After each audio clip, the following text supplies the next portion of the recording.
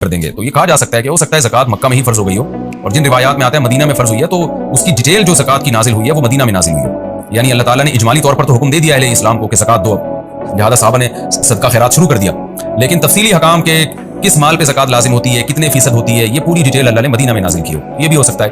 اور یہ بھی ہو سکتا ہے کہ اللہ تعالیٰ نے یہاں زکوٰۃ سے تزکیہ مراد ہو. تزکیہ کا مطلب زکوٰۃ تزکیہ کو بھی کہتے ہیں. باب تفعیل جو ہے نا, تزکیون, تسبیح کی طرح اس کو تزکیہ تفعیلہ پڑھا جاتا ہے, اور اس کا جو مصدر ہے نا فعال کے وزن پر بھی آتا ہے. جیسے تأذین اذان دینا, تو اس کے مصدر کو اذان فعال کے وزن پر بھی ہم پڑھتے ہیں, اور بہت ساری اس کی مثالیں ہمیں ملتی ہیں. والذین هم للزکاۃ فاعلون, یہ اپنی زکوٰۃ کو ادا کرتے ہیں. تو زکوٰۃ کے دوسرا مطلب بھی بن سکتا ہے کہ زکوٰۃ سے مراد تزکیہ نفس, یعنی اپنے آپ کو پاک کرتے ہیں ظاہری برائیوں سے بھی اور باطنی برائیوں سے بھی, ہر طرح کی برائیوں سے اپنے آپ کو بچاتے ہیں. آگے اللہ فرماتے ہیں والذین هم لفروجهم حافظون, یہ وہ لوگ ہیں جو اپنی شرمگاہوں کی حفاظت کرتے ہیں. شرمگاہ کی حفاظت کا کیا مطلب؟ حرام سے اپنے آپ کو بچاتے ہیں.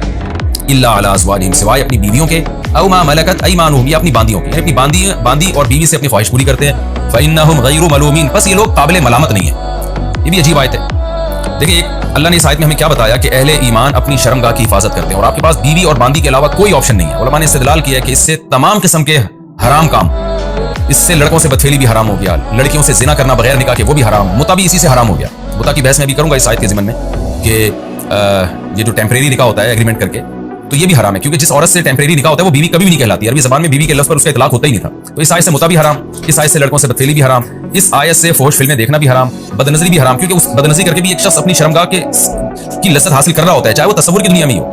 کسی عورت کا تصور کر کے اس سے لذت حاصل کرنا خیال میں, یہ بھی حرام.